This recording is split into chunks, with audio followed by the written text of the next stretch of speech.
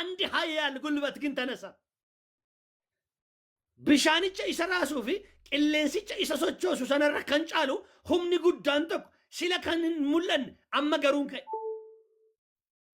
wayinsinidhaam jireenya keessan keessatti hafuura keessan qabbaneessitanii warri raafamaa jirtan yesuusiin guyya guyyaatti hafuura keessan sooruu dadhabdanii dubbii waaqayyo soorachuu dadhabdanii tajaajila dhaabdanii warri jireenya keessan qabbanaa'e yesuusiin hafuura qulqulluu kan of keessatti qabbaneessitan dammaqsii kaasi inni si liqinsa si tufa kaasi yesuusiin si tufan siin jechaa jira maaloo yesuus kaasi ele yesuusiin naaka ijedi kadhannaa keetti fufi tajaajila keetti fufi faarsaa keetti fufi dubbii keetti fufi iyesuus kiristoos gaafanni sii ka'u inni mammaatti si dhokse sun si gadhiisee adeema inni si raase sun sirraa gala hin caama sirraa bokkaansa yesuusiin gaafa isaan kaasanii jiran bidig jedhee gaafa ka'u waan nama dinqu yeሱስን ዋሙ itti beeku jar እኔ በጣም ይገረመኝ ልቤን ነካኝ ማለት ነው ብዙ ችግር ውስጥ ሆኖ አንድ እግዚአብሔር ያለውን እያስተዋሉ እያስታወሱ ነበር ኢሳዋቀው ጀ ያደታ ጅራቱ ረኪነ ከሰ ጅሩ ለመፋሞ ረኪነ ከኛ ከና ፎርማት ዲበ ከሳ ዲበ ኢየሱስ መለን ጅሩ ደን ያመኑ አኒ ባየና ዲብ ጀርቲ ባራኑት ጅሩ ነምኒ ዋን ባየ ዋመታ አባ ቀበኛ ባየ ዋመታ namoota bebbeekaman ofitti naannessa እንዳውም ዋይን ጅሬኛ ነማ ባየ ጋፊ keessa jiram amantiimti nama gaafii keessa jira rakkina keessatti yesuusin waamochuun salphaa miti jira gidiraa keessatti yesuusin waamochuun salphaa miti waan nama dinqu garuu jarri kun rakkinuma guddaa keessa ta'anii yesuusin waaman gidiraadhuma guddaa keessa ta'anii gara yesuus ilaalan ati nuuf ka'i jedhani qabxii arfaffaa maal goona haala gararraa jiraachuudhaaf yesuus irratti amantii qabaachuu fi sodaa malee ta'uudha. yesuus irratti amantii qabaachuuf sodaa malee ta'uudha. daqiiqaan godhumaa jira nan beeka. yesuus irratti maal qabaachuudha?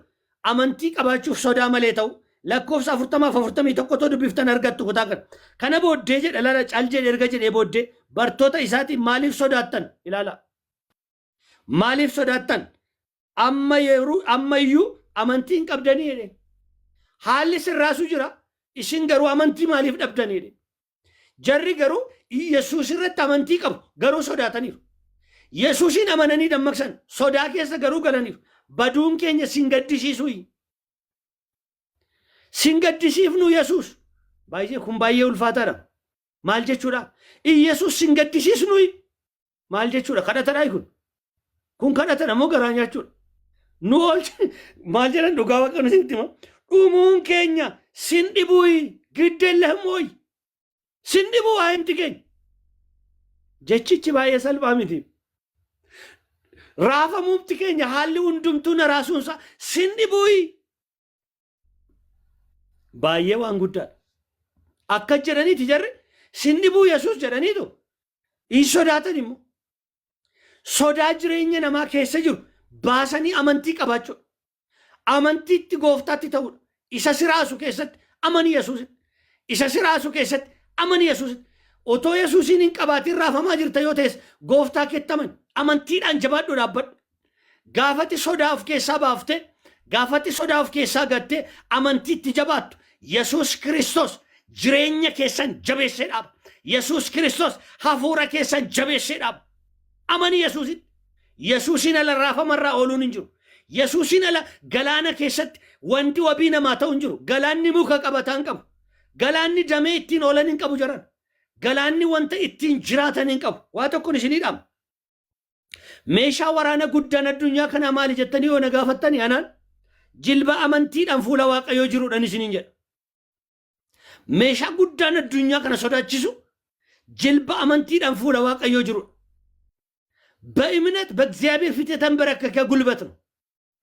በጣም ኃያል ለዚህ ዓለም አስፈሪ ጦር መሳሪያ ምንድን ነው? በእምነት በእግዚአብሔር ፊት የተንበረከከ ጉልበት። አሁን አይመስልም? ጀሪኩን ገሩ አመንቲ ጉዳ ተቆቀብ አመንቲ ጅሬ ነው ተቆቀብ አመንቲ ጀባ ተቆቀብ ማልጎዳኒሩ ኢየሱስን ደመክፈተኒሩ ገሩ ሐሊ ሳሞየራ ኢየሱስን ሞከጀ አንጎ ሐለ ገረራ ኦሉ ኢስኒ ይቀብዱ አከጀቹት። ዋው ሜዋንት ሲኒ ደበል oduun guddaanii fi oduun gammachiisaan haala hundumaa nama injifachiisu dubbii afaan waaqayyooti.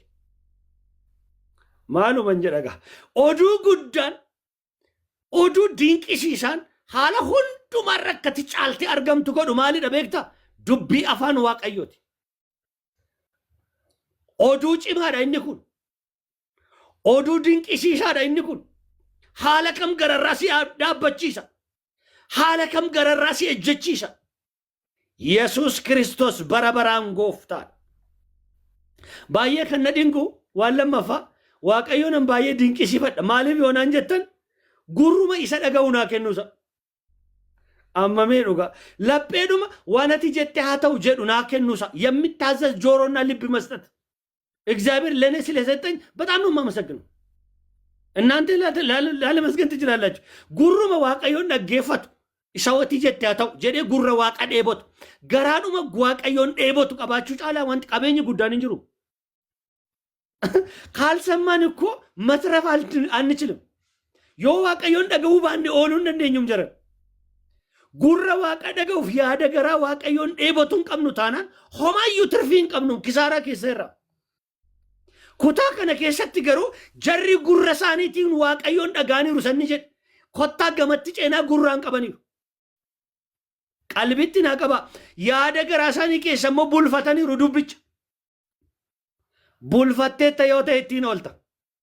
Isa waaqayyo jedhe qabatteetta yoo ta'e si oolcha hin. Jarri dubbii waaqayyoo bulfataniiru, jarri jecha waaqayyoo bulfataniiru. Dubbi afaan waaqayyoo bulfatanii akka jedhan situ nu oolcha jedhaniitu sin dhibuu ooluun keenya jedhani. Dhumuumti keenya sin dhibuu si. Maal jechuudha beektu? Otoo galaana kana nu yaabsisiin soogidda nuun jechaa turte. Otoo galaana nu yaabsisiin raacatiidha nuun jechaa turte. Raacatii beektuuni? Raacatii xiqqoo tokkotu bukoo hundumaa bukeessa nuun jechaa turte.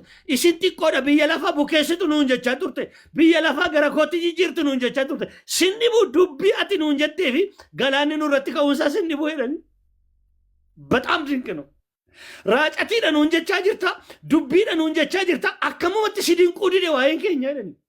It's a miracle no. Utuu raacatiidha nuun jettu biyya lafaa bukeessitu dubbii koo fiddu utuu nuun jettu akkamittiin galaanni nurratti kaa'edhanii kisiin dhaabne jecha kee isa dubbatte sanaaf sin dhibuu dhageenyeerra waan jedhani. Heloo dhageessettaati. Namni dhageen oolaa. የሚሰማ ሰው ያተርፋል። ራሱን ማትርፎ ሌሎች እንዲተርፉ ያደርጋል። ዱቢ waaqayyoon isinitti ጳውሎስ akkas godhe mini waaqayyoon dhagee markabicha caccabaa sanarratti maa'edha. Waaqayyo ko edana natti mee markabi keenya hin caccaba nu keessa lubbuun nama tokko waan ta'u dhageessetta taanaan hin oolta. Hello maaloo harkaa fuudhi dhageessetta taanaan haala siraase kana gararraa oolta. Biyyi gaafa dhumu si toola. Addunyaan waan qabataa gaafa dhabdu si toola. Kutaan kun dhoksaa gurguddaa baay'ee qaba. Waan nama dinqu garuu jarri isa dhagaan sana innati jette meerreedhaan nu waaqayyo. Meerre dubbiin kennati jetteedhaan. Haaleluyyaa. Innati dur dubbatte baay'ee waaqayyo gaafa dubbatu kaapitaala kee irra dhaabatu. Waaqayyo gaafa dubbatu biyyatti jiraattu irra dhaabatu.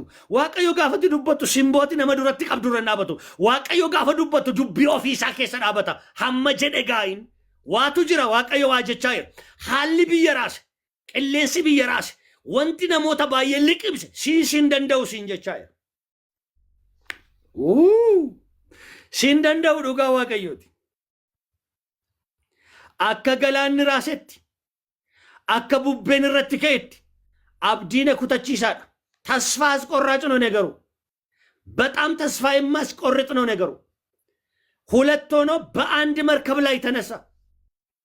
ገላን ርኩታ ቅሌንስ ርኩታ ለግድብስ ቅሌንስ ጉዳ አገላናፍ ቅሌንስ ጀባይ አቲ ቶኮ ታቴ ባየታን ይወድፈንዩ ሁምና ዋቀዮ ገልገለ ከነ ሰረዱፉን ይራውልታን ሲንጀቻል ማሎ ኢየሱስ ኮ እሺ ቆለን ራሲባስ አቲ ቆባደ ጀሪ ባየደ ገሩን ወልታት ማሎ ማለሲ ጎዳ ኤላ አቲ ቆባዱ መከደምት አቲ ቆባዱ መከጅራት አቲ ቆባዱ መከደደቢት ሁምና ዋቀዮ ሲዱፉን ገሩን ረከሰ ወልት ሲኛቱ ሀልች በረን ነመ ባየ ኛተ ዮተ ብየ ኛተ ዮተ ሰበ ኛተ ዮተ ቆሞ ባየ ልቅምሰ ዮተ ሲንሲኛቱ ባየተኒ ዱበተኒ ሲልቅምሰን ባየተኒ ቡቢስነ ሲንዶክሰን ራወቴ ሲንዶክሱ ሲንጀቻ ይረዋቀ ገላኒ ዶክሱ ነው ጂንሳ gaafa markaba waaqayyoo irratti dubbate garuu hin dadhabne.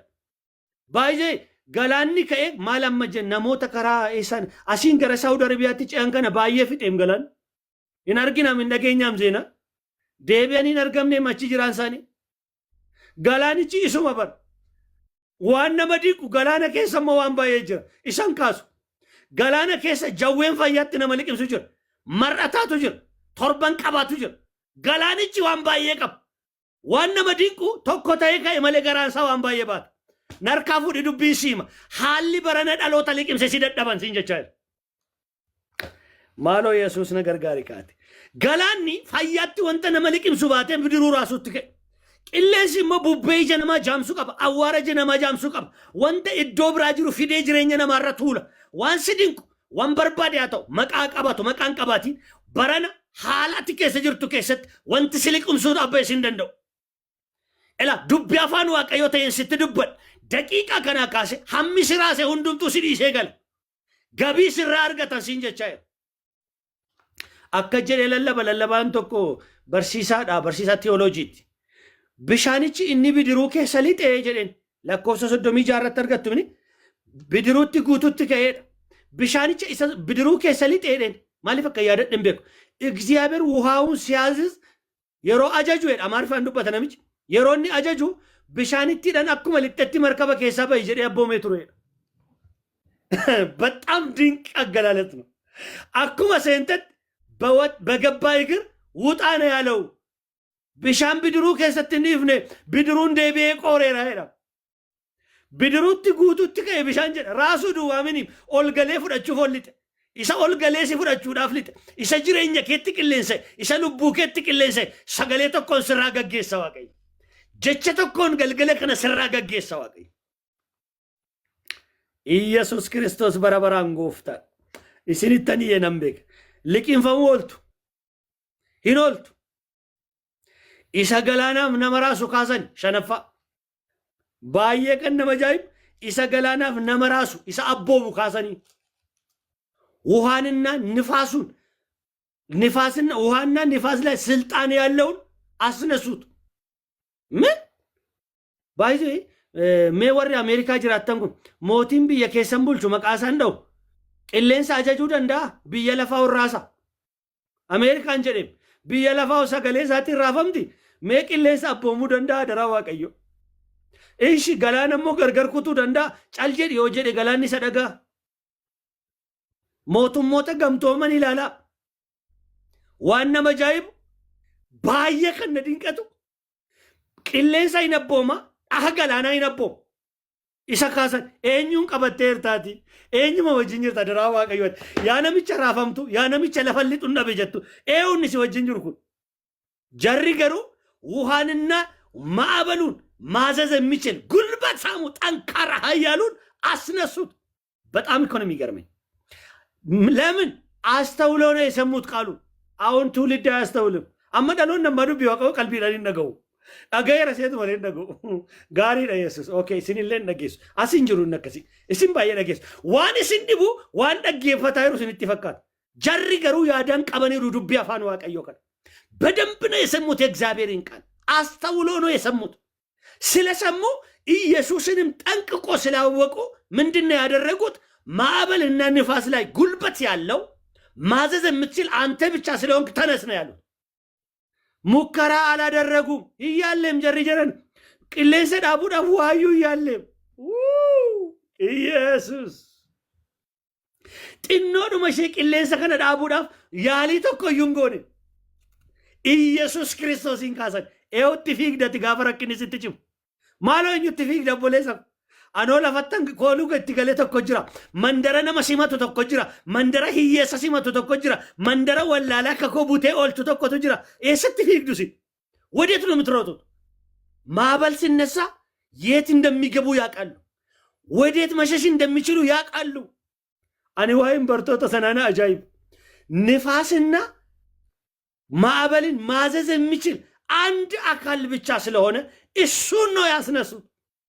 isuma danda'u mee maaloo naa dubbadhu afaan kee banii yoo digin barreessa isa danda'uun kaasaa jedhin maaloo isa danda'u siif haa ka'u bidiruu kee keessa inni danda'u siif haa ka'u yeroo kanatti ganama kana galgala kana ni danda'u